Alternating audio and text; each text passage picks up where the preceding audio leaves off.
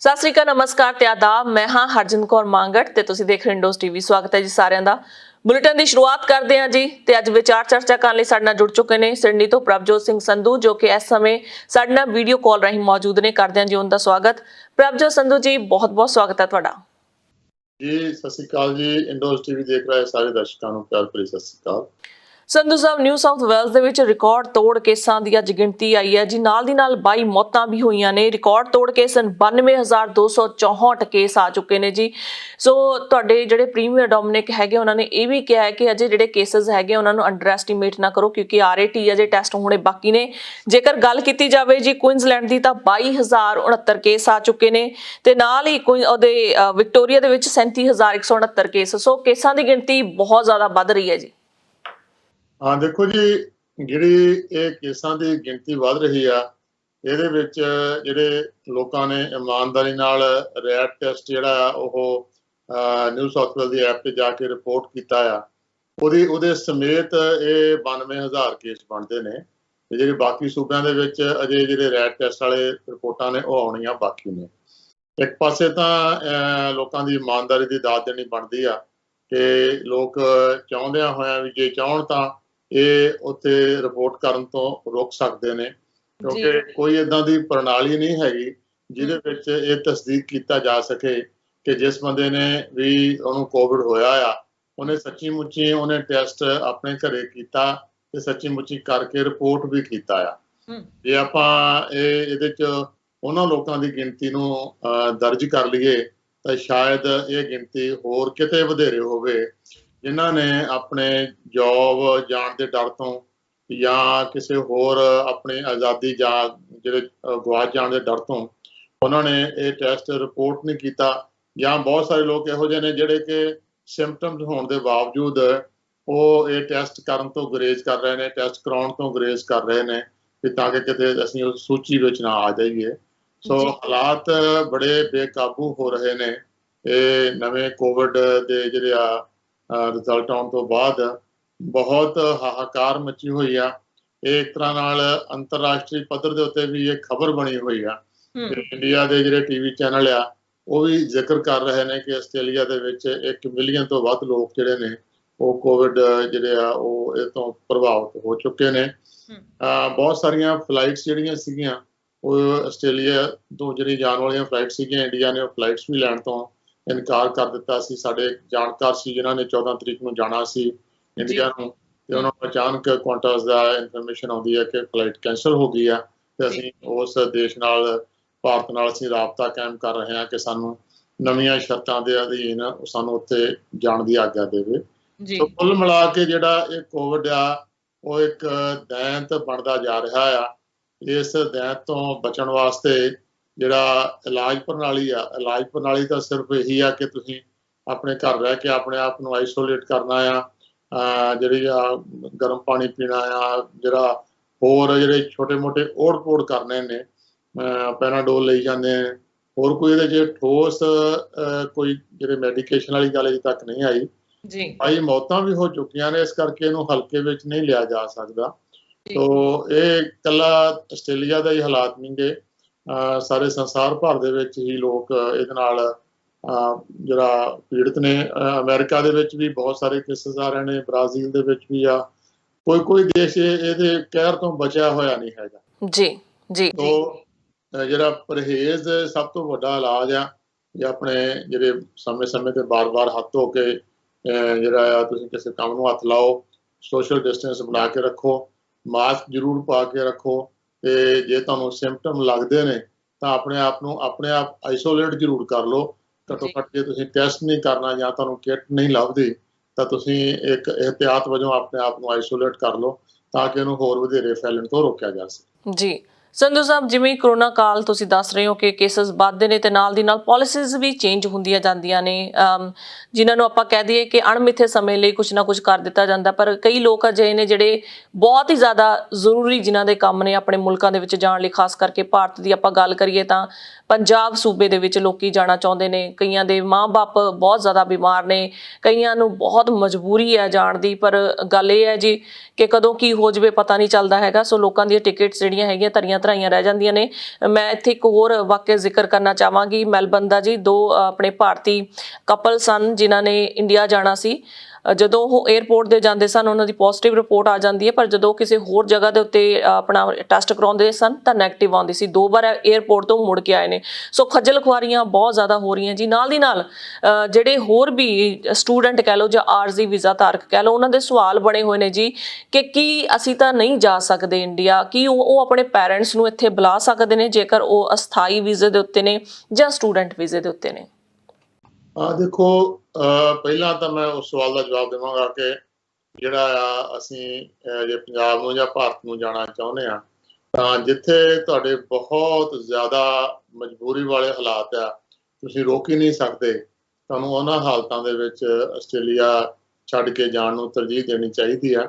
ਜਿੱਥੋਂ ਤੱਕ ਹੋ ਸਕੇ ਆਪਣੇ ਆਪ ਨੂੰ ਰੋਕ ਲੈਣਾ ਚਾਹੀਦਾ ਹੈ, ਕਿਉਂਕਿ ਇਸ ਵੇਲੇ ਜਿਹੜੇ ਹਾਲਾਤ ਨੇ ਉਹ ਬਹੁਤ ਅਣਸੁਖਾਵੇਂ ਹੋਏ ਪਏ ਨੇ। ਹਸਪਤਾਲਾਂ ਵਿੱਚ ਜਗ੍ਹਾ ਨਹੀਂ ਹੈਗੀ ਇੰਡੀਆ ਦੇ ਵਿੱਚ ਵੀ, ਪਰ ਪੰਜਾਬ ਦੇ ਵਿੱਚ ਵੀ ਇਸ ਵੇਲੇ ਜਿਹੜੇ 24% ਤੋਂ ਵੱਧ ਲੋਕ ਜਿਹੜੇ ਨੇ ਇਹ ਤੋਂ ਜਿਹੜੇ ਇਨਫੈਕਟਡ ਹੋਏ ਨੇ, ਜਿਹੜਾ ਅੱਜ ਅੰਕੜੇ ਸਵੇਰੇ ਦੱਸ ਰਹੇ ਸੀਗੇ ਆਪਾਂ ਨੂੰ ਭਾਜੀ।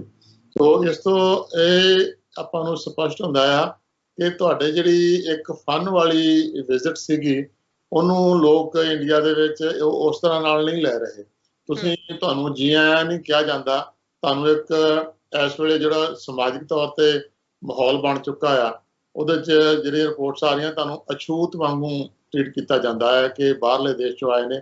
ਖਾਸ ਤੌਰ 'ਤੇ ਜਦੋਂ ਇੰਡੀਆ ਦਾ ਮੀਡੀਆ ਆਸਟ੍ਰੇਲੀਆ ਦਾ ਵਾਰ-ਵਾਰ ਜ਼ਿਕਰ ਕਰ ਰਿਹਾ ਹੋਵੇ ਕਿ ਤੁਸੀਂ ਆਸਟ੍ਰੇਲੀਆ ਦੀ ਫਲਾਈਟ ਤੋਂ ਉਤਰਦੇ ਹੋ ਤਾਂ ਤੁਹਾਨੂੰ ਅਛੂਤ ਵਾਂਗ ਟ੍ਰੀਟ ਕੀਤਾ ਜਾਂਦਾ ਆ। ਜਿੱਥੋਂ ਤੱਕ ਹੋ ਸਕੇ ਜਾਣਾ ਅਵੋਇਡ ਕਰੋ, ਕਿਉਂਕਿ ਜਾ ਕੇ ਤੁਸੀਂ ਜਿਵੇਂ ਹਾਲਾਤ ਲਗਾਤਾਰ ਵਿਗੜ ਰਹੇ ਨੇ, ਕਿਤੇ ਏਦਾਂ ਨਾ ਹੋਵੇ ਜਾ ਕੇ ਫਸ ਹੀ ਜਾਓ ਤੇ ਵਾਪਸ ਨਾ ਆ ਸਕੋ। ਦੂਸਰੀ ਰਹੀ ਗੱਲ, ਤੁਸੀਂ ਇਹ ਕਹਿ ਰਹੇ ਸੀਗੇ ਕਿ ਵਿਦਿਆਰਥੀ ਜਿਹੜੇ ਨੇ ਕਿ ਉਹ ਆਪਣੇ ਮਾਪਿਆਂ ਨੂੰ ਇੱਥੇ ਬੁਲਾ ਸਕਦੇ ਨੇ। ਇਸ ਸੰਬੰਧ ਵਿੱਚ ਮੈਂ ਆਪਣੇ ਫੇਸਬੁੱਕ ਪੇਜ ਦੇ ਉੱਤੇ ਅੱਜ ਇੱਕ ਡਿਟੇਲਡ ਸਾਰੇ ਸਵਾਲਾਂ ਨੂੰ ਮੁੱਖ ਰੱਖ ਕੇ ਇੱਕ ਮੈਂ ਪੋਸਟ ਵੀ ਲਿਖੀ ਆ। ਇਹਦੇ ਵਿੱਚ ਬੜੀ ਚੰਗੀ ਤਰ੍ਹਾਂ ਸਪਸ਼ਟ ਕੀਤਾ ਆ ਕਿ ਆਸਟ੍ਰੇਲੀਆ ਸਰਕਾਰ ਦੀ ਜਿਹੜੀ ਮੌਜੂਦਾ ਨੀਤੀ ਆ ਉਹਦੇ ਮੁਤਾਬਕ ਕਿਸੇ ਵੀ ਆਰਜ਼ੀ ਵੀਜ਼ਾ ਧਾਰਕ ਦੇ ਮਾਪੇ ਜਾਂ ਭੈਣ ਭਰਾ ਉਹ ਆਸਟ੍ਰੇਲੀਆ ਦੇ ਵਿੱਚ ਆਉਣ ਦੀ ਆਗਿਆ ਨਹੀਂ ਹੈਗੀ। ਉਹ ਕਿਸੇ ਵੀ ਕੀਮਤ ਤੇ ਆਸਟ੍ਰੇਲੀਆ ਵਿੱਚ ਨਹੀਂ ਆ ਸਕਦੇ। ਜੇ ਉਹਨਾਂ ਦੀ ਵੀਜ਼ਾ ਅਰਜ਼ੀ ਲੱਗੀ ਆ ਤਾਂ ਉਹ ਵੀਜ਼ਾ ਅਰਜ਼ੀ ਜਿਹੜੀ ਆ ਉਹ ਪੈਂਡਿੰਗ ਪਈ ਰਹਿਣੀ ਆ, ਉਹਦੇ ਤੇ ਫੈਸਲਾ ਨਹੀਂ ਕੀਤਾ ਜਾਣਾ। ਹਾਲ ਦੀ ਘੜੀ ਤੁਸੀਂ ਸਿਰਫ ਵੀਜ਼ਾ ਅਰਜ਼ੀ ਲਗਾ ਸਕਦੇ ਹੋ, ਪਰ ਜੇ ਆਪਾਂ ਇਹ ਉਮੀਦ ਕਰੀਏ ਕਿ ਤੁਹਾਡੇ ਮਾਪੇ ਆ ਜਾਣਗੇ ਜਾਂ ਤੁਸੀਂ ਕੋਈ ਟਰੈਵਲ ਐਗਜ਼ੈਂਪਸ਼ਨ ਜਾਂ ਹੋਰ, ਅਨਲੈਸ ਕਿ ਤੁਹਾਡੇ ਕੋਈ ਏਦਾਂ ਦੇ ਐਮਰਜੈਂਸੀ ਵਾਲੇ ਹਾਲਾਤ ਹੋਣ, ਕੋਈ ਬੰਦਾ ਬੱਚਾ ਹਸਪੀਟਲਾਈਜ਼ਡ ਆ, ਤਾਂ ਉਹੋ ਜਿਹੇ ਹਾਲਾਤ ਦੇ ਵਿੱਚ ਤਾਂ ਉਹ ਜਿਹੜੀ ਆ ਐਗਜ਼ੈਂਪਸ਼ਨ ਮਿਲ ਸਕਦੀ ਆ। ਇਨ ਜਨਰਲ ਆਰਜ਼ੀ ਵੀਜ਼ਾ ਧਾਰਕਾਂ ਦੇ ਮਾਪਿਆਂ ਵਾਸਤੇ ਆਸਟ੍ਰੇਲੀਆ ਵਿੱਚ ਆਉਣਾ ਇਸ ਵੇਲੇ ਪਾਬੰਦੀ ਲੱਗੀ ਹੋਈ ਆ, ਉਹ ਨਹੀਂ ਆ ਸਕਦੇ। ਬਿਲਕੁਲ ਐਮਰਜੈਂਸੀ ਵਾਲੇ ਹਾਲਾਤਾਂ ਵਿੱਚ ਕੇਸ ਟੂ ਕੇਸ ਉਹ ਵਿਚਾਰਿਆ ਜਾ ਸਕਦਾ ਆ। ਸਿਰਫ ਆਸਟ੍ਰੇਲੀਅਨ ਸਿਟੀਜ਼ਨਸ ਜਾਂ ਜਿਹੜੇ ਆਸਟ੍ਰੇਲੀਅਨ ਦੇ ਪਰਮਾਨੈਂਟ ਰੈਜ਼ੀਡੈਂਟ ਆ ਉਹਨਾਂ ਦੇ ਮਾਪੇ ਉਹ ਆਸਟ੍ਰੇਲੀਆ ਵਿੱਚ ਆ ਸਕਦੇ ਆ। ਉਹ ਵੀ ਬਾਏ ਡਿਫਾਲਟ ਨਹੀਂ ਆ ਸਕਦੇ। ਬਹੁਤੇ ਲੋਕ ਇਹ ਸਮਝਦੇ ਨੇ ਕਿਉਂਕਿ ਸਾਡੇ ਬੱਚੇ ਉੱਥੇ ਆਸਟ੍ਰੇਲੀਆ ਦੇ PR ਨੇ, ਇਸ ਕਰਕੇ ਅਸੀਂ ਟਿਕਟ ਲਵਾਂਗੇ ਤੇ ਚਲੇ ਜਾਵਾਂਗੇ। ਉਹਨਾਂ ਨੂੰ ਉਹ ਖੱਜਲ ਖੁਆਰੀ ਦਾ ਸਾਹਮਣਾ ਕਰਨਾ ਪੈ ਰਿਹਾ ਜਦੋਂ 에ਅਰਪੋਰਟ ਤੇ ਟਿਕਟਾਂ ਵਾਲੇ ਤਾਂ ਆਪਣੀ ਟਿਕਟਾਂ ਵੇਚ ਲੈਂਦੇ ਨੇ, 에ਅਰਪੋਰਟ ਤੇ ਪਹੁੰਚਦੇ ਨੇ ਟਰੈਵਲ ਐਗਜ਼ੈਂਪਸ਼ਨ ਨਹੀਂ ਹੁੰਦੀ ਤਾਂ ਉਹਨਾਂ ਨੂੰ ਜਹਾਜ਼ ਨਹੀਂ ਚੜ੍ਹਨ ਦਿੱਤਾ ਜਾਂਦਾ। ਮੈਂ ਸਪਸ਼ਟ ਕਰ ਦਿਆਂ ਕਿ ਭਾਵੇਂ ਤੁਹਾਡੇ ਬੱਚੇ ਆਸਟ੍ਰੇਲੀਆ 'ਚ ਪੱਕੇ ਨਾਗਰਿਕ ਨੇ ਜਾਂ ਸਿਟੀਜ਼ਨ ਨੇ ਜਾਂ ਇੱਥੋਂ ਦੇ ਪੱਕੇ ਵਾਸੀ ਨੇ, ਉਸ ਦੇ ਬਾਵਜੂਦ ਵੀ ਜਿੰਨਾ ਚਿਰ ਤੱਕ ਤੁਹਾਡੇ ਕੋਲ ਇਹ ਟਰੈਵਲ ਐਗਜ਼ੈਂਪਸ਼ਨ ਨਹੀਂ ਹੈਗੀ ਤੁਹਾਨੂੰ ਜਹਾਜ਼ ਤੇ ਨਹੀਂ ਚੜ੍ਹਨ ਦਿੱਤਾ ਜਾਵੇਗਾ। ਜਿਨ੍ਹਾਂ ਦੇ ਕੋਲ ਵੀਜ਼ਾ ਆਲਰੇਡੀ ਹੈਗਾ ਵੀ ਆ ਮਾਪਿਆਂ ਦੇ ਕੋਲ, ਉਹਨਾਂ ਨੂੰ ਚਾਹੀਦਾ ਆ ਕਿ ਉਹ ਟਰੈਵਲ ਐਗਜ਼ੈਂਪਸ਼ਨ ਜਿਹੜੀ ਆ ਉਹ ਅਪਲਾਈ ਕਰਨ। ਜਦੋਂ ਟਰੈਵਲ ਐਗਜ਼ੈਂਪਸ਼ਨ ਦੇ ਵਿੱਚ ਉਹਨਾਂ ਨੇ ਆਪਣੇ 2 ਵੈਕਸੀਨੇਸ਼ਨ ਲੱਗਿਆ ਦਾ ਸਬੂਤ ਨਾਲ ਲਾ ਦਿੱਤਾ ਤੇ ਉਹ ਤਕਰੀਬਨ 48 ਤੋਂ 72 ਘੰਟਿਆਂ ਦੇ ਵਿੱਚ ਉਹਦੀ ਅਪਰੂਵਲ ਜਿਹੜੀ ਆ ਉਹ ਆ ਜਾਂਦੀ ਆ। ਉਸ ਅਪਰੂਵਲ ਤੋਂ ਟਿਕਟ ਨਾ ਖਰੀਦੋ, ਤੁਸੀਂ ਜਾ ਕੇ ਤੁਹਾਨੂੰ ਖੱਜਲ ਹੋਣਾ ਪੈ ਸਕਦਾ ਆ। ਦੂਸਰਾ ਸਵਾਲ ਸੀਗਾ ਕਿ ਬਹੁਤ ਸਾਰੇ ਜਿਹੜੇ ਸਾਡੇ ਪਰਮਾਨੈਂਟ ਰੈਜ਼ੀਡੈਂਟ ਨੇ ਜਾਂ ਨਾਗਰਿਕ ਨੇ, ਉਹਨਾਂ ਨੇ ਆਪਣੇ ਮਾਪਿਆਂ ਦੇ ਵੀਜ਼ਾ ਐਪਲੀਕੇਸ਼ਨ ਲਾਈ ਹੋਈ ਆ ਤੇ ਬੈਠ ਕੇ ਉਡੀਕ ਰਹੇ ਨੇ ਕਿ ਸਾਨੂੰ ਫੈਸਲਾ ਉਹਦਾ ਵੀਜ਼ਾ ਗ੍ਰਾਂਟ ਹੋ ਜਾਏਗਾ ਤੇ ਉਸ ਤੋਂ ਬਾਅਦ ਅਸੀਂ ਐਗਜ਼ੈਂਪਸ਼ਨ ਅਪਲਾਈ ਕਰਾਂਗੇ। ਜੀ ਉਹਨੂੰ ਸਪਸ਼ਟ ਕਰਦੇ ਹਾਂ ਕਿ ਜਿੰਨਾ ਚਿਰ ਤੱਕ ਤੁਹਾਡੀ ਟਰੈਵਲ ਐਗਜ਼ੈਂਪਸ਼ਨ ਅਪਰੂਵ ਨਹੀਂ ਹੁੰਦੀ, ਤੁਹਾਡੇ ਮਾਪਿਆਂ ਦਾ ਐਪਲੀਕੇਸ਼ਨ ਜਿਹੜੀ ਆ ਭਾਵੇਂ ਸਾਲ ਪਈ ਰਵੇ, ਉਹਦੇ ਉੱਤੇ ਡਿਸੀਜਨ ਨਹੀਂ ਆਉਣਾ। ਓਕੇ ਤੁਹਾਨੂੰ ਜੇ ਤੁਸੀਂ ਉਹਨਾਂ ਦੀ ਵੀਜ਼ਾ ਐਪਲੀਕੇਸ਼ਨ ਲਾਈ ਹੋਈ ਆ ਤਾਂ ਫੌਰੀ ਤੌਰ ਦੇ ਉੱਤੇ ਤੁਸੀਂ ਉਹਨਾਂ ਦਾ ਟਰੈਵਲ ਐਗਜ਼ੈਂਪਸ਼ਨ ਅਪਲਾਈ ਕਰੋ। ਟਰੈਵਲ ਐਗਜ਼ੈਂਪਸ਼ਨ ਦੇ ਵਿੱਚ ਤੁਸੀਂ ਆਪਣਾ ਸਬੂਤ ਲਾਉਣਾ ਹੁੰਦਾ ਆ ਕਿ ਤੁਸੀਂ ਉਹਨਾਂ ਦੇ ਬੱਚੇ ਹੋ, ਔਰ ਤੁਹਾਡਾ ਜਿਹੜਾ ਲੀਗਲ ਸਬੂਤ ਆ ਨਾਲ ਲਾਓਗੇ ਕਿ ਟਰੈਵਲ ਐਗਜ਼ੈਂਪਸ਼ਨ ਜਿਹੜੀ ਆ ਤੁਹਾਨੂੰ ਉਹ ਗ੍ਰਾਂਟ ਹੋ ਜਾਂਦੀ ਹੈ। ਇੱਕ ਆਨਲਾਈਨ ਹੀ ਐਪਲੀਕੇਸ਼ਨ ਹੈ, ਕੋਈ ਬਹੁਤਾ ਜ਼ਿਆਦਾ ਕੰਪਲਿਕੇਟਡ ਇਹ ਕੰਮ ਨਹੀਂ ਹੈਗਾ। ਜਿਨ੍ਹਾਂ ਨੇ ਹੁਣ ਨਵੀਂ ਐਪਲੀਕੇਸ਼ਨ ਲਾਉਣੀ ਆ ਆਪਣੇ ਮਾਪਿਆਂ ਵਾਸਤੇ, ਉਹਨਾਂ ਨੂੰ ਚਾਹੀਦਾ ਕਿ ਐਪਲੀਕੇਸ਼ਨ ਲਾਉਣ ਤੋਂ ਬਾਅਦ ਜਦੋਂ ਐਪਲੀਕੇਸ਼ਨ ਦੀ ਐਕਨੋਲੇਜਮੈਂਟ ਆ ਜਾਂਦੀ ਆ, ਉਹਦੇ ਵਿੱਚ TRN ਜਾਂ ਫਾਈਲ ਦਾ ਰੈਫਰੈਂਸ ਨੰਬਰ ਆ ਜਾਂਦਾ, ਉਹ ਫਾਈਲ ਦਾ ਰੈਫਰੈਂਸ ਨੰਬਰ ਲੈ ਕੇ ਫਟਾਫਟ ਨਾਲ ਦੀ ਨਾਲ ਟਰੈਵਲ ਐਗਜ਼ੈਂਪਸ਼ਨ ਅਪਲਾਈ ਕਰ ਦਿਓ। ਜਦੋਂ ਟਰੈਵਲ ਐਗਜ਼ੈਂਪਸ਼ਨ ਮਨਜ਼ੂਰ ਹੋ ਜਾਏਗੀ, ਉਸ ਤੋਂ ਹਫ਼ਤੇ 2 ਹਫ਼ਤੇ ਦੇ ਵਿੱਚ ਵੀਜ਼ਾ ਗ੍ਰਾਂਟ ਹੋ ਜਾਂਦਾ। ਸੋ ਇਹ ਨਾ ਸਮਝੋ ਕਿ ਅਸੀਂ ਜਿਹੜੇ ਆ ਪਰਮਾਨੈਂਟ ਰੈਜ਼ੀਡੈਂਟ ਆ, ਨਾਗਰਿਕ ਆ, ਤੇ ਸਾਡੇ ਮਾਪਿਆਂ ਨੂੰ ਕਿਸੇ ਐਗਜ਼ੈਂਪਸ਼ਨ ਦੀ ਲੋੜ ਨਹੀਂ ਹੈਗੀ। ਇੱਕ ਸਧਾਰਨ ਜਿਹਾ ਕਾਮਨ ਸੈਂਸ ਦਾ ਸਵਾਲ ਆ ਕਿ ਆਸਟ੍ਰੇਲੀਅਨ ਸਰਕਾਰ ਨੂੰ ਕਿਸ ਤਰ੍ਹਾਂ ਪਤਾ ਲੱਗੇਗਾ ਕਿ ਜਿਹੜਾ ਉਹ ਆਉਣ ਵਾਲਾ ਆ ਉਹਨਾਂ ਦੇ ਬੱਚੇ ਆਸਟ੍ਰੇਲੀਆ ਵਿੱਚ ਪਰਮਾਨੈਂਟ ਰੈਜ਼ੀਡੈਂਟ ਹੈ, ਜੇ ਅਸੀਂ ਉਹਨਾਂ ਨੂੰ ਕੋਈ ਵੇਰਵਾ ਜਾਂ ਅਸੀਂ ਉਹਨਾਂ ਨੂੰ ਆਨਲਾਈਨ ਦੇ ਜੇ ਅਸੀਂ ਐਪਲੀਕੇਸ਼ਨ ਲਾ ਕੇ ਅਸੀਂ ਦਸਤਾਵੇਜ਼ ਨਹੀਂ ਦੇਵਾਂਗੇ ਤਾਂ ਉਹ ਨਹੀਂ ਪਤਾ ਲਾ ਸਕਣਗੇ। ਸੋ ਇਸ ਕਰਕੇ ਇਹ ਪੱਲੇ ਗੱਲ ਬੰਨ੍ਹ ਲਓ ਕਿ ਬਿਨਾਂ ਟਰੈਵਲ ਐਗਜ਼ੈਂਪਸ਼ਨ ਤੋਂ ਤੁਹਾਡੇ ਮਾਪੇ ਇੱਥੇ ਆ ਨਹੀਂ ਸਕਦੇ, ਬਿਨਾਂ ਟਰੈਵਲ ਐਗਜ਼ੈਂਪਸ਼ਨ ਤੋਂ ਉਹਨਾਂ ਦਾ ਵੀਜ਼ਾ ਲੱਗ ਨਹੀਂ ਸਕਦਾ। ਜੇ ਤੁਸੀਂ ਐਪਲੀਕੇਸ਼ਨ ਨਹੀਂ ਲਾਈ, ਹੁਣ ਲਾਉਣ ਲੱਗੇ ਹੋ, ਅੱਜ ਐਪਲੀਕੇਸ਼ਨ ਲਾਓ, ਕੱਲ ਨੂੰ ਟਰੈਵਲ ਐਗਜ਼ੈਂਪਸ਼ਨ ਜ਼ਰੂਰ ਲਾਓ। ਜੀ ਸੰਧੂ ਸਾਹਿਬ, ਨਾਲ ਹੀ ਗੱਲ ਹੈ ਕਿ ਜਦੋਂ ਚਲੋ ਇਹ ਗੱਲ ਹੈ ਕਿ ਵੀਜ਼ਿਆਂ ਦੀ ਗੱਲ ਹੋ ਰਹੀ ਹੈ, ਪੈਰੈਂਟਸ ਦੇ ਵੀਜ਼ੇ ਅਪਲਾਈ ਕਰਤੇ, ਐਗਜ਼ੈਂਪਸ਼ਨ ਅਪਲਾਈ ਕਰਤੇ, ਉਸ ਤੋਂ ਬਾਅਦ ਆਉਣ ਲਈ ਇੱਥੇ ਮੁਸੀਬਤਾਂ ਦੇ ਪਹਾੜ ਖੜੇ ਹੋ ਜਾਂਦੇ ਨੇ ਜੀ। ਇੱਕਦਮ ਹੀ ਜਿਹੜੀਆਂ ਫਲਾਈਟਸ ਨੇ ਕੈਂਸਲ ਕਰ ਦਿੱਤੀਆਂ ਜਾਂਦੀਆਂ, ਰੋਕ ਦਿੱਤੀਆਂ ਜਾਂਦੀਆਂ, ਜਿਹਦੇ ਕਰਕੇ ਪੈਸੇ ਦਾ ਨੁਕਸਾਨ, ਸਮੇਂ ਦਾ ਨੁਕਸਾਨ, ਹਰ ਇੱਕ ਚੀਜ਼ ਦਾ ਨੁਕਸਾਨ ਹੋ ਰਿਹਾ। ਇੱਕ ਜਿਹੜਾ ਇੰਡੀਆ ਦਾ ਆਸਟ੍ਰੇਲੀਆ ਦੇ ਨਾਲ ਟਰੈਵਲ ਬਬਲ ਸ਼ੁਰੂ ਹੋਇਆ ਸੀਗਾ, ਉਹ ਵੀ ਹੁਣ ਡਗਮਗਾਉਂਦਾ ਹੀ ਜਾਪ ਰਿਹਾ ਜੀ, ਕਿਉਂਕਿ ਇੱਕਦਮ ਹੀ ਕਰੋਨਾ ਵਾਇਰਸ ਦੇ ਕੇਸਿਸ ਅਜੇ ਤੱਕ ਜਿਹੜੀ ਆਸਟ੍ਰੇਲੀਆ ਕੰਟਰੀ ਹੈਗੀ ਆ, ਭਾਰਤ ਨੇ ਆਪਣੀ ਉਸ ਸੂਚੀ 'ਚ ਨਹੀਂ ਪਾਈ ਹੈ, ਜਿਹੜੀ ਸੂਚੀ ਦੇ ਵਿੱਚ ਉਹਨਾਂ ਨੇ ਕਿਹਾ ਕਿ ਇੰਨੇ ਦੇਸ਼ ਜਿਹੜੇ ਹੈਗੇ ਨੇ ਸਾਡੇ ਭਾਰਤ ਦੇ ਵਿੱਚ ਨਹੀਂ ਆ ਸਕਦੇ, ਜਾਂ ਅਜਿਹੇ ਦੇਸ਼ ਜਿਹੜੇ ਆਣਗੇ ਉੱਥੇ ਜਾ ਕੇ ਉਹਨਾਂ ਦਾ PCR ਟੈਸਟ ਕਰਵਾਉਣਾ ਪਵੇਗਾ। ਸੋ ਅਜੇ ਆਸਟ੍ਰੇਲੀਆ ਨੂੰ ਉਸ ਕੈਟਾਗਰੀ ਦੇ ਵਿੱਚ ਨਹੀਂ ਪਾਇਆ। ਹੋ ਸਕਦਾ ਆਉਣ ਵਾਲੇ ਸਮੇਂ ਦੇ ਵਿੱਚ ਕੇਸਿਸ ਦੇ ਦੇਖਦਿਆਂ ਹੋਇਆਂ, ਚੱਲਦਿਆਂ ਹੋਇਆਂ, ਇਹ ਵੀ ਹੋ ਸਕਦਾ ਕਿ ਆਸਟ੍ਰੇਲੀਆ ਨੂੰ ਵੀ ਉਸ ਲਿਸਟ ਦੇ ਵਿੱਚ ਪਾ ਦਿੱਤਾ ਜਾਵੇ। ਗੱਲ ਹੈ ਜੀ ਟਰੈਵਲ ਕਰਨ ਦੀ, ਜਹਾਜ਼ਾਂ ਦੀ, ਫਲਾਈਟਸ ਦੀ, ਉਸ ਤੋਂ ਬਾਅਦ ਤਾਂਜਲੀ ਦੀ, ਜਿਹੜੀ ਜਿਹੜੇ ਹੈਗੇ ਨੇ ਜੀ ਫਲਾਈਟਸ ਹੈਗੀਆਂ, ਉਹ ਵੀ ਆਪਣਾ ਕਿਰਾਇਆ ਬਹੁਤ ਜ਼ਿਆਦਾ ਵਧਾ ਚੁੱਕੀਆਂ। ਕਈ ਵਾਰੀ ਇਹ ਹੁੰਦਾ ਜੀ, ਜਦੋਂ ਆਪਾਂ ਜਾਂਦੇ ਹਾਂ ਜੀ ਚੈੱਕ ਕਰਨ, ਏਅਰ ਫਲਾਈਟਸ ਟਿਕਟ ਸਾਰੀਆਂ ਸੋਲਡ ਆਊਟ ਹੋ ਚੁੱਕੀਆਂ ਹੁੰਦੀਆਂ ਨੇ, ਪਰ ਟਰੈਵਲ ਏਜੰਸੀਆਂ ਜਿਹੜੀਆਂ ਹੁੰਦੀਆਂ ਨੇ ਉਹ ਕਹਿੰਦੇ ਸਾਡੇ ਕੋਲ ਕੁਝ ਪਈਆਂ ਨੇ, ਕਿਉਂਕਿ ਸੁਣਨ ਵਿੱਚ ਆਇਆ ਕਿ ਟਰੈਵਲ ਏਜੰਸੀਆਂ ਪਹਿਲਾਂ ਹੀ ਟਿਕਟਸ ਜਿਹੜੀਆਂ ਖਰੀਦ ਲੈਂਦੀਆਂ ਨੇ ਤੇ ਆਪਣੇ ਕੋਲ ਰਿਜ਼ਰਵ ਰੱਖਦੀਆਂ ਨੇ। ਫਿਰ ਉਹਨਾਂ ਨੂੰ ਕੀ ਹੈ ਜੀ, ਜਦੋਂ ਲੋਕਾਂ ਕੋਲ ਚੋਇਸ ਨਹੀਂ ਹੁੰਦੀ ਕਿ ਅਸੀਂ ਜਦੋਂ ਏਅਰ ਫਲਾਈਟ ਤੇ ਜਾ ਕੇ ਦੇਖਿਆ ਉੱਥੇ ਕੋਈ ਟਿਕਟ ਹੈ ਹੀ ਨਹੀਂ ਆ, ਤਾਂ ਫਿਰ ਟਰੈਵਲ ਏਜੰਟ ਦੇ ਨਾਲ ਉਹ ਰਾਬਤਾ ਕਾਇਮ ਕਰਦੇ ਨੇ, ਤੇ ਟਰੈਵਲ ਏਜੰਟ ਜਿਹੜੇ ਹੈਗੇ ਜੀ ਉਹਨਾਂ ਨੂੰ ਚੌਗਣੇ 5 ਗੁਣਾ ਰੇਟ ਦੇ ਉੱਤੇ ਟਿਕਟਸ ਦੇ ਰਹੇ ਨੇ। ਸੋ ਬਹੁਤ ਮਾੜੀ ਗੱਲ ਹੈ ਜੀ, ਤੇ ਬਹੁਤ ਬੁਰਾ ਹਾਲ ਹੈ। ਦੇਖੋ, ਇਸ ਚੀਜ਼ ਨੂੰ ਰੋਕਣ ਵਾਸਤੇ ਤਾਂ ਜਿਹੜੀਆਂ ਸਰਕਾਰਾਂ ਨੇ ਉਹਨਾਂ ਨੂੰ ਹੀ ਹੋਣਾ ਪਊਗਾ ਆਪਣਾ, ਉਹਨਾਂ ਨੂੰ ਉਹਦੇ ਵਾਸਤੇ ਜਿਹੜਾ ਲੋੜੀਂਦੀ ਕਾਰਵਾਈ ਕਰਨੀ ਪਊਗੀ, ਕਿਉਂਕਿ ਇਹ ਕੁਦਰਤੀ ਆਫਤਾਂ ਜਦੋਂ ਵੀ ਆਉਂਦੀਆਂ ਨੇ ਉਹਦੇ ਵਿੱਚ ਇਹ ਕਾਰੋਬਾਰੀਆਂ ਦੀਆਂ ਮੌਜਾਂ ਲੱਗ ਜਾਂਦੀਆਂ ਨੇ। ਸੋ ਕਾਰੋਬਾਰੀਆਂ ਦੀ ਜੇ ਸਮਝਿਆ ਜਾਵੇ ਤਾਂ ਕਾਰੋਬਾਰੀਆਂ ਦੀ ਬਹੁਤਿਆਂ ਦੀ ਜ਼ਮੀਰ ਜਿਹੜੀ ਆ, ਉਹ ਜ਼ਮੀਰ ਨਾਂ ਦੀ ਉਹਨਾਂ ਕੋਲ ਚੀਜ਼ ਨਹੀਂ ਹੁੰਦੀ, ਉਹਨਾਂ ਦੇ ਜ਼ਮੀਰ ਸਿਰਫ ਪੈਸਾ ਹੁੰਦਾ।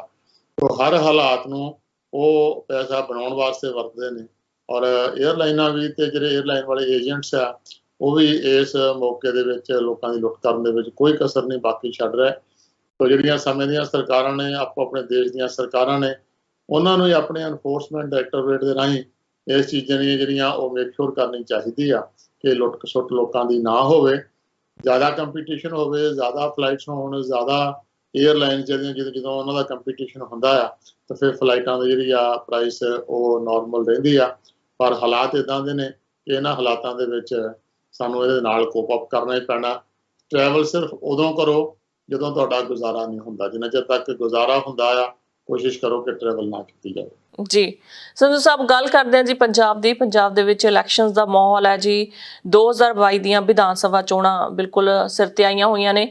ਨਾਲ ਹੀ ਜੇਕਰ ਗੱਲ ਕੀਤੀ ਜਾਵੇ ਕਿਸਾਨਾਂ ਦੀ, ਤਾਂ ਜਿਹੜੀ ਕਿਸਾਨਾਂ ਨੇ ਸੰਯੁਕਤ ਸਮਾਜ ਮੋਰਚੇ ਦੀ ਪਾਰਟੀ ਬਣਾਈ ਹੈ ਜੀ। 10 ਉਮੀਦਵਾਰਾਂ ਦਾ ਐਲਾਨਨਾਮਾ ਦਾ ਕਰ ਦਿੱਤਾ ਗਿਆ ਜੀ। ਮੋਹਾਲੀ ਦੇ ਵਿੱਚ ਦਫ਼ਤਰ ਸਥਾਪਿਤ ਕਰ ਦਿੱਤਾ ਗਿਆ ਤੇ 3 ਕਿਸਾਨਾਂ ਦੇ ਚਿਹਰੇ, ਜਿਹੜੇ ਕਿਸਾਨ ਨੇ, ਉਹਨਾਂ ਨੂੰ ਟਿਕਟ ਦਿੱਤੀ ਹੈ ਇਹਨਾਂ ਨੇ ਚੋਣ ਲੜਨ ਲਈ ਜੀ।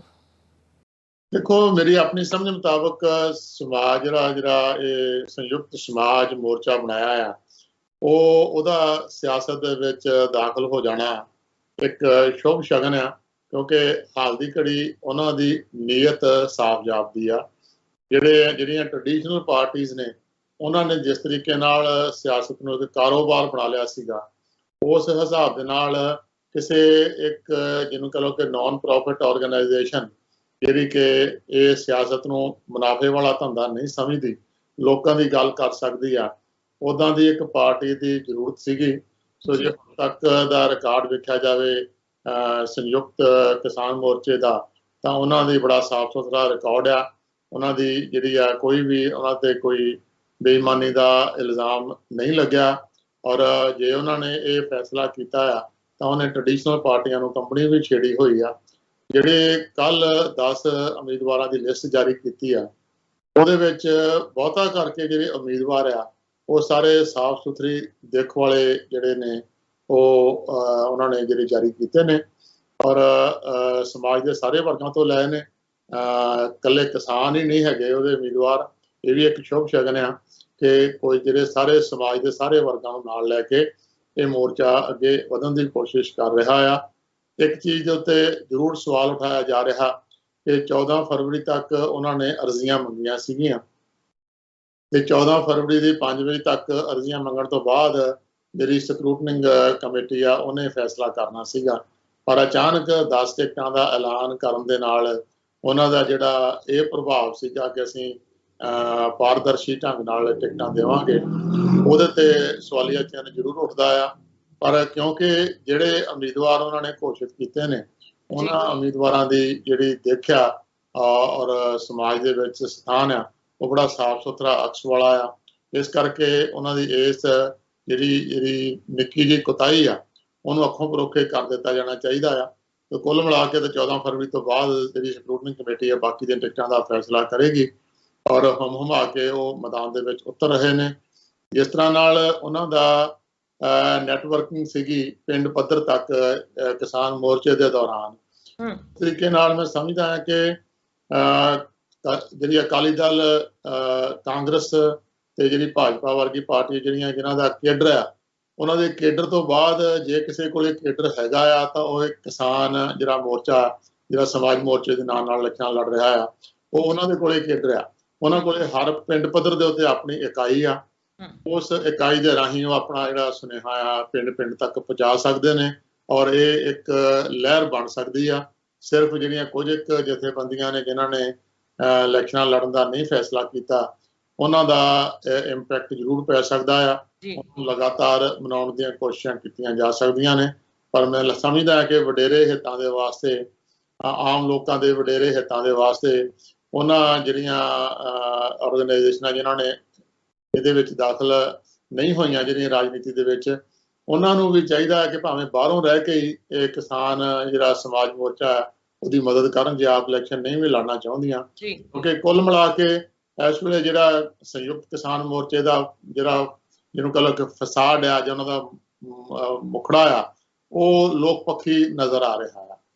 ਅਸੀਂ ਉਮੀਦ ਕਰਦੇ ਹਾਂ ਕਿ ਇਹ ਲੋਕ ਪੱਖੀ ਜਿਹੜਾ ਮੋਰਚਾ ਆ, ਉਹ ਵੱਧ ਤੋਂ ਵੱਧ ਸੀਟਾਂ ਜਿਹੜੀਆਂ ਲੈ ਕੇ ਤੇ ਆਉਣ ਵਾਲੀ ਸਰਕਾਰ ਬਣਾਵੇ। ਔਰ ਲੋਕਾਂ ਦੀ ਜਿਹੜੀ ਸਰਕਾਰ ਆ, ਇੱਕ ਇਮਾਨਦਾਰ ਸਰਕਾਰ ਜਿਹੜੀ ਕੁਝ ਨੀਤੀਆਂ ਵਾਸਤੇ ਹੋਵੇ, ਲਾਰਿਆਂ ਲੱਪਿਆਂ ਵਾਲੀ ਨਾ ਹੋਵੇ। ਦੇਖਣਾ ਹੋਊਗਾ ਕਿ ਆਉਣ ਵਾਲੇ ਦਿਨਾਂ ਵਿੱਚ ਉਹਨਾਂ ਦਾ ਮੈਨੀਫੈਸਟੋ ਕਿਸ ਤਰ੍ਹਾਂ ਦਾ ਆਉਂਦਾ ਆ। ਮੈਨੀਫੈਸਟੋ ਦੇ ਵਿੱਚ ਕੀ ਉਹ ਟ੍ਰੈਡੀਸ਼ਨਲ ਪਾਰਟੀਆਂ ਵਾਂਗੂ ਲਾਰੇ ਲਾਉਂਦੇ ਨੇ, ਕਿ ਜਾਂ ਕੋਈ ਠੋਸ ਜਿਹੜੀ ਆ ਇਕਨੋਮਿਕ ਨੀਤੀ ਜਿਹੜੀ ਆ ਪ੍ਰੈਜ਼ੈਂਟ ਕਰਦੇ ਨੇ। ਪੰਜਾਬ ਦੇ ਜਿਹੜੇ ਸਰੋਤਾਂ ਨੂੰ ਵਧਾਉਣ ਦੀ ਕਿਸ ਤਰ੍ਹਾਂ ਗੱਲ ਕਰਦੇ ਨੇ, ਕਰਜ਼ੇ ਨੂੰ ਘਟਾਉਣ ਦੀ ਕਿਸ ਤਰ੍ਹਾਂ ਗੱਲ ਕਰਦੇ ਨੇ, ਸਿੱਖਿਆ ਤੇ ਜਿਹੜੀ ਸਿਹਤ ਆ, ਉਹਨਾਂ ਦੇ ਸੁਧਾਰ ਕਰਨ ਵਾਸਤੇ ਕਿਸ ਤਰ੍ਹਾਂ ਦੇ ਮੈਨੀਫੈਸਟੋ ਪੇਸ਼ ਕਰਦੇ ਨੇ, ਨਸ਼ੇ ਨੂੰ ਖਤਮ ਕਰਨ ਦਾ ਕਿਸ ਤਰ੍ਹਾਂ ਦਾ ਮੈਨੀਫੈਸਟੋ ਪੇਸ਼ ਕਰਦੇ ਨੇ, ਲਾਅ ਐਂਡ ਆਰਡਰ ਨੂੰ ਕਰਨ ਦਾ ਕਿਸ ਤਰ੍ਹਾਂ ਪੇਸ਼ ਕਰਦੇ ਨੇ। ਇਹ ਸਾਰੀਆਂ ਆਉਣ ਵਾਲੇ ਦਿਨਾਂ ਦੀਆਂ ਗੱਲਾਂ ਬੜੀਆਂ ਦਿਲਚਸਪ ਹੋਣਗੀਆਂ। ਸਾਡੀਆਂ ਸ਼ੁਭਕਾਮਨਾਵਾਂ ਜਿਹੜੇ ਕਿਸਾਨ ਸਮਾਜ ਮੋਰਚੇ ਦੇ ਨਾਲ। ਜੀ, ਬਹੁਤ ਬਹੁਤ ਸ਼ੁਕਰੀਆ ਪ੍ਰਭਜੋਤ ਸੰਧੂ ਜੀ ਸਾਰੀ ਜਾਣਕਾਰੀ ਦੇ ਲਈ। ਮਿਲਦੇ ਹਾਂ ਜੀ ਅਗਲੇ ਹਫਤੇ। ਧੰਨਵਾਦ ਤੁਹਾਡਾ। ਸਤਿ ਸ਼੍ਰੀ ਅਕਾਲ। ਦਰਸ਼ਕੋ, ਸਮਾਂ ਹੋ ਚੱਲਿਆ ਤੁਹਾਡੇ ਤੋਂ ਵੀ ਇਜਾਜ਼ਤ ਲੈਣ ਦਾ। ਨਵੇਂ ਤੇ ਤਾਜ਼ਾ ਖਬਰਾਂ ਲਈ ਦੇਖਦੇ ਰਹੋ ਇੰਡਸਟਰੀ ਆਸਟ੍ਰੇਲੀਆ। ਧੰਨਵਾਦ।